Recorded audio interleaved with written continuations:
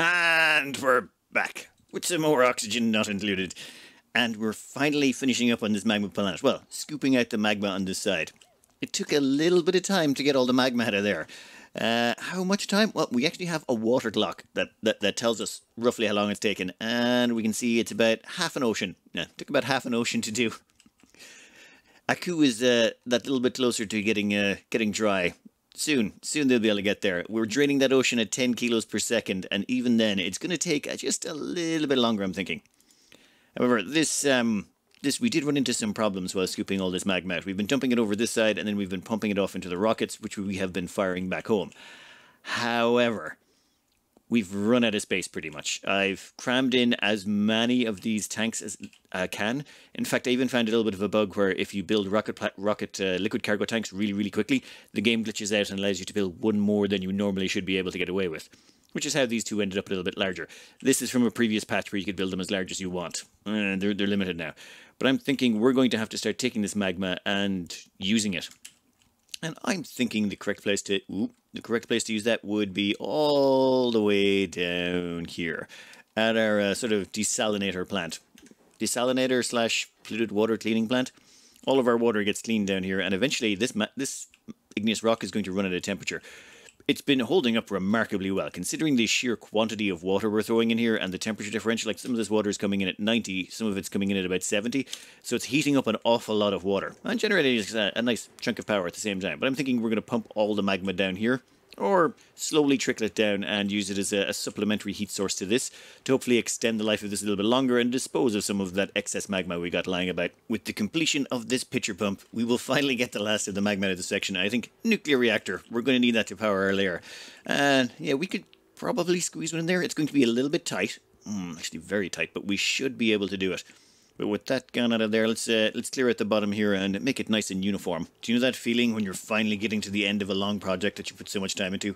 Well, that's the feeling I'm getting now. It just took so long to get rid of all of that magma. I mean, we could have dumped it into this vacuum of space or something like that and done it an awful lot quicker. But this way, yeah, it just feels good that we managed to save it all and found a use for it. But at the same time, just digging down here and cleaning this out just feels so good. We're going to call that spotlessly clean. We'll have to come back here and install the reactor, but I think we're going to have to do one thing first, and that's namely take care of the magma problem back home. The reactor we're going to install here is going to be remarkably similar to this, though we're going to somehow have to fit all of that in here without taking up too much space from this section where we're going to be dealing with the tungsten. Going to be interesting. Not sure if we'll be able to squeeze it in. We might have to do it in revert. You know what? We will worry about that in a minute. For now, what we need to worry about is how do we get the magma from up here to down here without breaking it in the pipes? I'm thinking right here we put the exit and we run it down to these insulated tiles right here. Give me a minute to rough this out. The plan here is quite simple. We're going to take advantage of this insulated wall that's coming along here. So we're going to run the magma through down here. We're going to flow control it to 1 kilo to prevent it from cracking the pipes. At least at first. We're going to flow control it at first to 1 kilo so that it doesn't get so that it doesn't cool down enough on its first run through to break before it gets to the end. Then we're just going to have to navigate through a whole mass of piping. Yeah, we kind of went a bit crazy on the piping in this map. It was just to do with the water tank. Where is it? Give me the... Yeah, as you can see, there is a lot. There's a lot of piping going on. We're going to have to dodge all those pipes and run all the way down and get it down to here somehow. It's just one more pipe among so many. Give me a min. After a lot of building and dodging, we've finally managed to get this up and running. Actually, let's pause it here so we can see it. In fact, we can hook that up there. Oh, I had to change the liquid rocket port unloader. I had the loader, not the unloader. Once we select magma, that will start flowing out of there. That will be limited to 1 kilo, and it will follow this pipe. This pipe's going to go all the way down. We hop over that, hop over there, hop over that, hop over that. I don't even know where half of those are coming from or what they're doing, but we're hopping over them. We came down here. We had to delete some tiles as we went along. Like, we had to delete a few tiles here and there to get in different sections, but eventually comes all the way down here, hops over a few more, and we even had some other pipes that we had to put hopovers, but it's all done, and we've now got the pipe down here to right above this section. Had to do a few moves here and there, but I think what we're going to do is we're going to put in some storage tanks right here. We're going to, well, we can't keep this full of magma all the time. If we do, it'll just break in the pipes. So what we want to do is sort of send a signal up, tell it to send down, say, a liquid tank's full of magma, and then once it starts to run low, we top up again, and maybe, ooh, you know what? We'll install it first, we'll explain it second. Just imagine these liquid tanks. Say the first two are full of magma, and we want more heat inside this tank. Well, what we'll do is we'll have to send an automation signal to this. That automation signal will turn on this little liquid shutoff, and magma will pour in here. Now, well, I'll come back to why we don't just seal off the liquid vent in a moment. Now, so the magma will pour in here and pop straight down here. And what I've done is I've stuck in a mesh tile.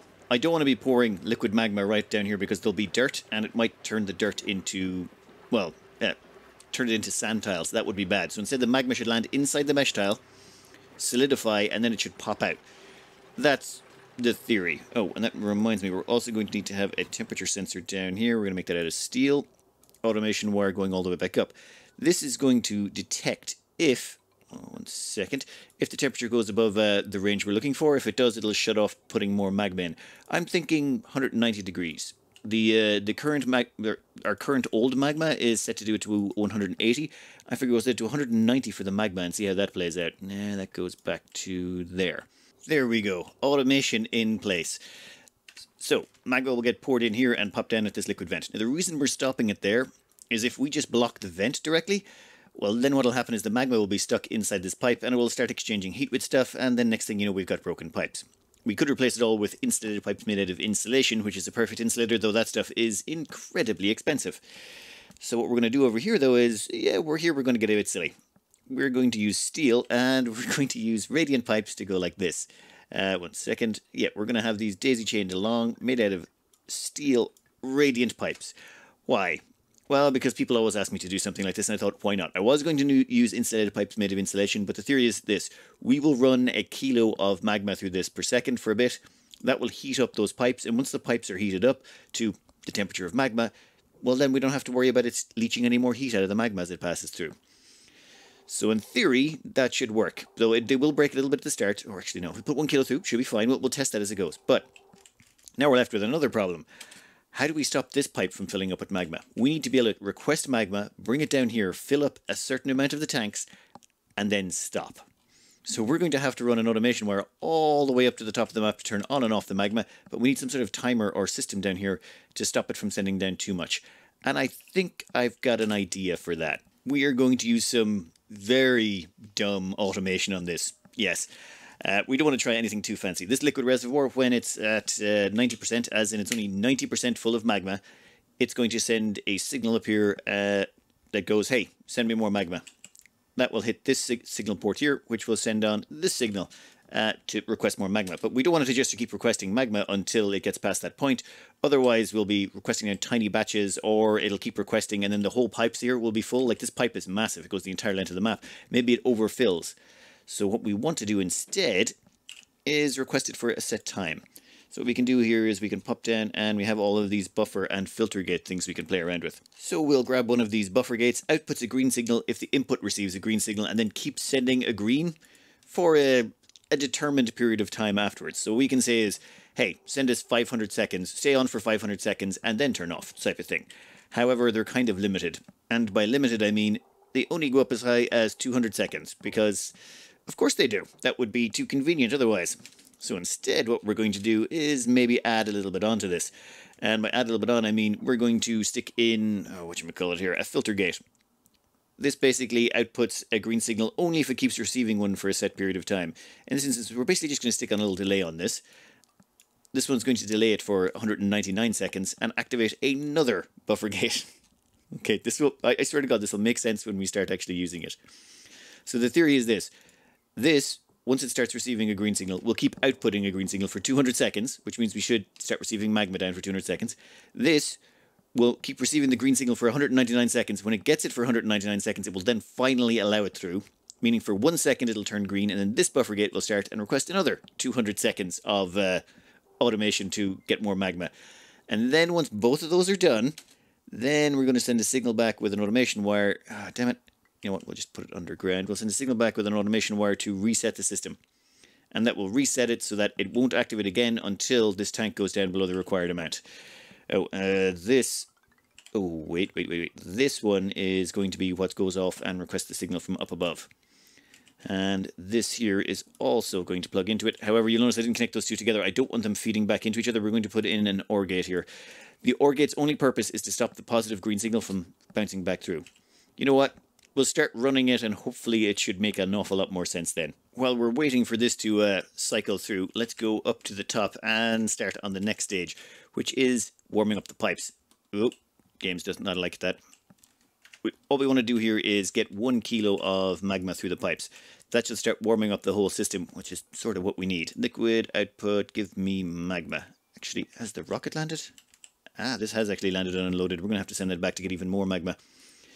Alright, let's fire this up and see what happens. Yep, there we go. Passes through here and it gets flow control to 1 kilo. Now, where is it? Right here we have installed insulated pipes made of insulation. That makes sure that even though when we stop this, shouldn't make any difference. The magma can stay in the pipes, won't cause any damage to anything. And as this flows down, you'll see it's going to get cooler. We're down to what, 1500, 1400, yeah. This is why we decided to run some of this through it first. By running this through it first, like normally it'd be starting to get close to solidification point and it'd damage the pipes. By limiting it to 1 kilo flow, can't damage the pipes no matter how cold they get. We could freeze this technically down to minus 200 C and it still wouldn't damage the pipes, which is good. Alright, let's skip this forward a bit while it warms up and get ready to see how the automation works. Our little second system here, the one that counts in the second 200 seconds, is about to reset. So what I'd like to do is just disconnect this here for the moment. So this is giving you an idea of what will happen after it's been on for 400 seconds. This green signal will shut off, which in theory will shut off the magma that's coming down, and then this will reset the system and put it back to its default state.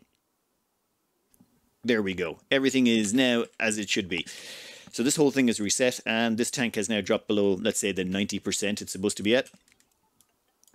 In that case, it sends out a green signal, oh, excuse me, the green signal activates this, which sends a green signal up to the top of the map going, hey, send us down more magma. This starts its 200 second count, and this starts its 199 second count. Now, there's simpler ways of doing this, trust me, but this is just simple brute force ignorance, and it doesn't require an awful lot of knowledge of automation. It's just very, very simple and can be stacked quite neatly like this. This just allows you, what we're basically requesting here is 200 seconds of turning on a switch. At which point it checks to see if we still need more liquid. If we do, it goes for another 400 seconds. So it's 400 seconds, checks, no, 400 seconds, and if it finds that there's enough liquid in the tank, then it stops. And we've got 2 liquid tanks here that can store the excess. And where are we? Has the magma arrived yet? Yeah, no, the magma. Oh my god. Okay, here finally comes the magma. What temperature is that finally? 700 degrees. Right. 700 degree magma. That's wonderful. Oh, that reminds me down here. We're going to set this to anything below a bajillion degrees. The reason being is we don't want to keep any of that magma in the system just yet. If we let that store up in the tanks, it would be very bad for us. If we end up with 700, a liquid tank full of 700 degree magma, it'll just break every time it tries to exit the pipe. We need to make sure these kilos are out immediately. Actually, how are our liquid pipes looking? Let's get a quick look at our pipe overlay. Those pipes are already up to 500 degrees or so. Yep. This is going to have to run for a while. 600 degrees, it's coming in at going out at 250. That's a little bit of preheating going on, alright. Let's fast forward a couple of cycles. I have been keeping an eye on this, and this is not working so well. Reason being, it's still not heating it up enough. We're up to, what, 750 degrees? That's about a 100 degree raise in I don't know how long. We're going to replace a bunch of this with ceramic, and we're going to change the routing of it. We're going to route it through airflow tiles, just to cut down on temperature exchange. And there seems to be something going on here. Occasionally it bugs out in this section. It might be because I'm building so many pipes. But yeah, give me about 30-40 minutes here. I gotta do a few changes to the piping to make it more efficient. We made a whole bunch of changes to this, but the major one is we replaced the entire pipe segments with ceramic. We ran a whole new piping run out of ceramic, and we put it through the airflow tiles. With the airflow tiles, there'll be no heat exchange, so all we have to worry about is the ceramic absorbing temperature, which could still be a problem, but at least we get to see now the difference. That was an insulated pipe run made out of igneous rock. This second section is going to be all ceramic the entire way. Every single last tile of it is ceramic, and it goes all the way down. At the same time, where is it? Yeah, when we get to the bottom here, now this run here I did replace with ceramic beforehand, and I think we were getting about 750 C. So it'll be interesting to see how hot this is when it gets down to this section. What a difference ceramic makes, let's say. Here comes our new batch of magma now, and it's 1200 degrees. Right, ceramic is a big, big difference. If you're ever looking for a perfect example of why you should use ceramic over regular insulated piping, I think this is a really good example of that. This is at least 400 degrees hotter than the previous batches we were sending through. Now, we're still going to have to run this for a while, but I'm thinking that will get hotter. Yeah, the temperature is definitely going to go up as we go along. The pipes will have to warm a bit. One of the problems we face here is, well, those pipes are going to have a lot of thermal capacity in them. But I think once we start switching to 10 kilos, it might make a difference. You know what? We'll let it heat up for a bit. We'll give it a couple of cycles and see how it looks. This is going to take a while. We've only gone up about 3 or 4 degrees. You can actually see the pipes gaining in temperature down here. So it's 62.5, then it'll go up to 62.6, and slowly but surely these pipes will gain temperature. And all the ones that are trapped inside airflow tiles or in vacuum area will slowly increase in temperature. I even took these pipes in here and encased them in some airflow tiles, so they're technically in vacuum as well. So we've sealed off as much of the pipe segments as we possibly can in a vacuum area. So eventually they'll slowly but surely heat up. And then eventually it'll get to the point where the magma can pass through without breaking in the pipes. At that point we can crank up the output to 10 kilos per second. But until then, we're kind of stuck where we are. So there's 75.1. It's slowly going to crawl up. Yeah, I think in the meantime, it's time we sent our crew back to Stebo and started building ourselves a nuclear reactor. Oh, and one last thing. These liquid storage tanks, when they start storing magma in them, we don't want them exchanging any temperature with the tiles beneath them. I think it's the leftmost tile. They exchange temperature with the leftmost tile of whatever they're sitting on. But if you put them on the mesh tile in vacuum, they should be perfectly insulated and we shouldn't have to worry about the magma losing any temperature while it's in the tank. Just an important little thing to note. You could also use insulated tiles made of insulation. We're not going to bother. It's just cheaper to use steel. There is no way I'm going to have enough time to finish this episode, am I? Yeah, also this is going to be a little bit of a complicated sucker. The reason being, if we grab the power section here, we can't really double stack these. Even if we put this, say, down there, we can't really fit that above it and still have space. I think what we're going to have to do is place them lengthwise, or place all 4 of them out this direction.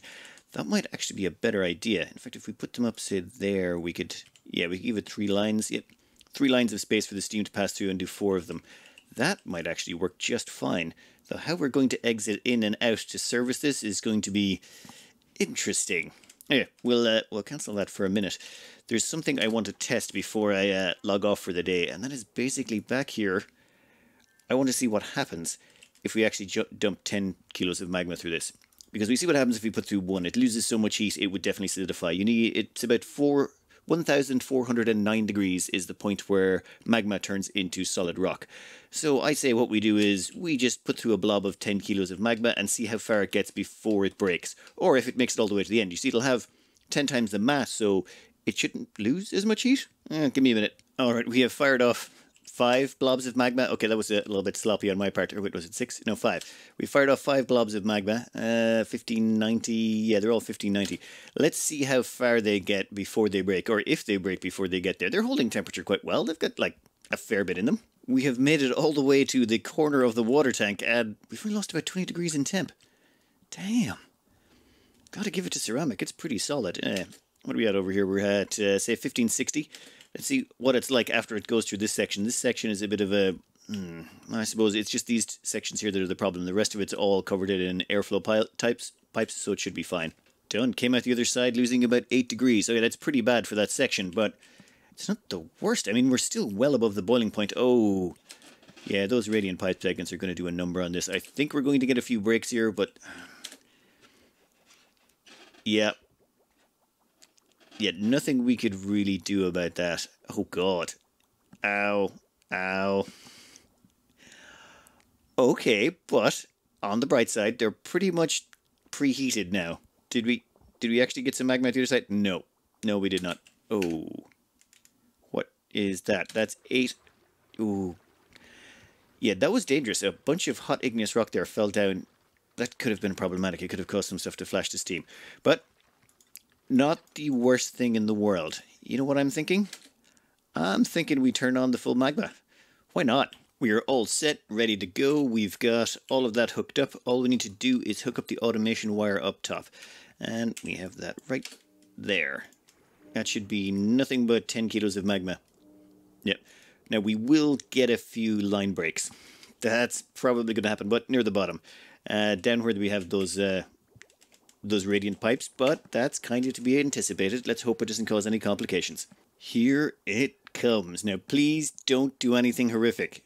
You're going to damage the pipes a bit. That's fine. It's to be expected. Ah! Okay. Okay, is that the worst of it?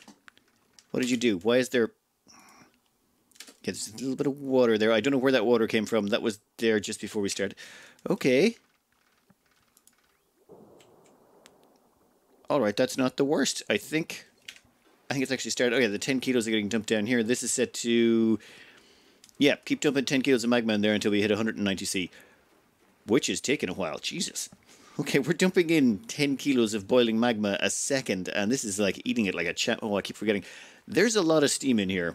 There's like almost a ton of steam. Well, 950 kilos of steam. They're busy repairing the liquid pipes, and... Oh, I think what happened was it damaged the pipes beneath it. That's what happened. So it boiled some of that water in there. That's where that came from. But it immediately cooled again because it was touching the stuff. All of our pipes are pretty much repaired. Okay, then. Let's just give this a minute and see how long it takes to stabilize out. Well, this is working out surprisingly well. The magma's just flowing straight through and getting dumped into our desalinator / water filtration system. And the thing is, it's not really pulling on the magma down here anymore. This thing is just entirely relying on the 10 kilos of magma that's getting poured in. And it never really goes too high. I tried reducing it to 185 kilos, and even then, we only got a small backlog of magma, 810 kilos. I think we'll actually lower this down. I think the plan would be, let's just lower this down to 175 for now.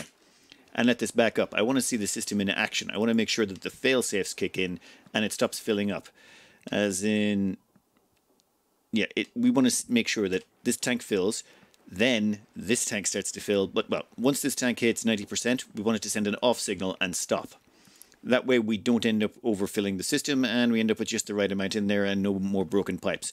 So let's just give this a second to fill up. Once this hits the 90% mark, it should allow us to stop. This first magma tank is about to hit 4,500 kilos. That's 90% threshold, at which point this line should turn red, which should stop it from, well, it won't stop it from sending the green signal. That's already been baked in here, but it will mean once this resets, it will no longer send a green signal requesting more magma, and it should shut off the system. And then all we got to do is make sure there's enough room left in it to absorb all the magma that's in the piping. There is an enormous run of piping all the way up to the top of the map, and we want to make sure we have enough spare tankage, which is why we've got 2 there, to store all of that excess.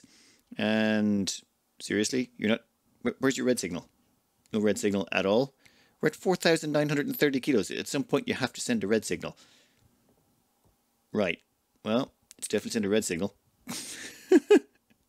Oh no, overheat damage. Well, that's a problem.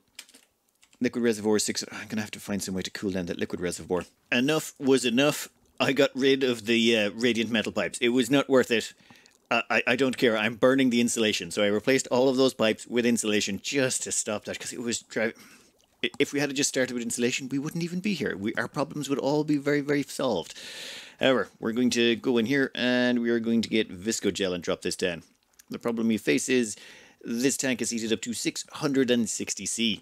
So to cool it down, we have a sandwich going on here. If we check liquids, we have this little bit of water that escaped out of the pipe that got damaged. Well, that water is sitting on top of some supercoolant that is being cooled down by a bunch of supercoolant going through some radiant pipes. So what we are doing is we are going to suck heat out of that little layer of water, transfer it into that temperature shift plate, which transfers into the granite tile, which then transfers into, there's 3 temperature shift plates back there. You can't really see them, but you can see that I can't place temperature shift plates there. Oh, and here comes the visco gel. Now, there's always a risk here. The problem is this is 660 degrees, and visco gel, well, that boils. It can boil at about, it's 500 or so, but hopefully we have enough temperature shift plates that it doesn't think about it. How are we looking? Still a vacuum? Yeah, give me gases. Give me gas. Oh, no. No. No. God damn it.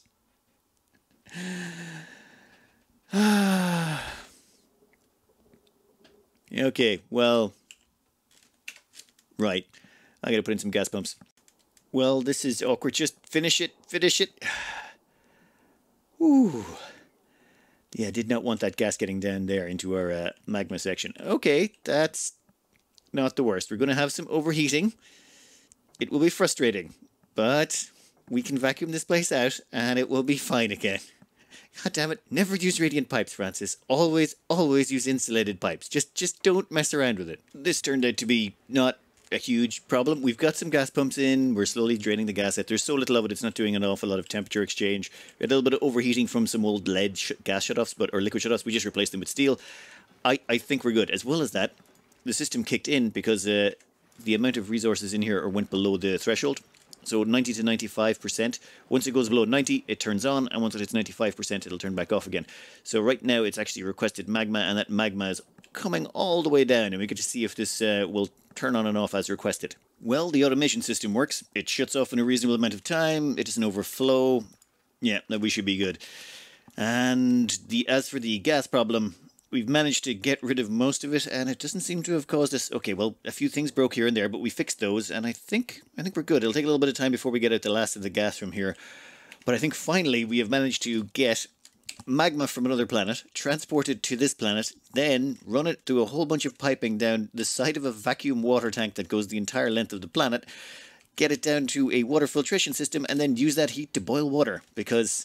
Of course, that seems like a perfectly reasonable thing to do. Now we'll just crank up the temperature to 185 to make sure we're prioritizing using magma over this section over here, which is set to 180. This is using our core, the core of our planet to do the heating. I think we'll use the magma first. We need to actually get that magma used, because if we go back to Tostibo, you'll notice, yeah, we've still got a whole bunch of magma we got to bring back. So we might as well prioritize burning it now. I mean, that stuff's going to sit there, and it's going to have a bunch of heat left over in it. For example, if we go back here, there should be a bunch of igneous rock right here somewhere. There we go, 24 tons of igneous rock at 765 C. That stuff is going to start sharing heat with its environment. Well, it is sharing heat with its environment, so that should help us keep this place stable without having to inject too much more heat. So eventually it's even going to slow down the amount of heat we're going to need to dump in magma, but for now, let's see if we can't make some room in the tanks. Anyway, I'm going to cut this out here. I think next episode will be... Yeah, it's going to be setting up this, and then we're going to have to ship over some tungsten for our little secret rocket silo. The reason being, I remember now that rockets, when they take off and land, they have a chance to actually generate enough heat to melt the steel automation wires.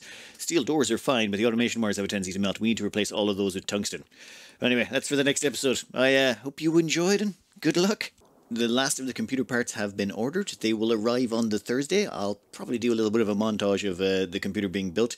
It's going to be nothing too fancy, but it should be a very solid computer for playing Oni on.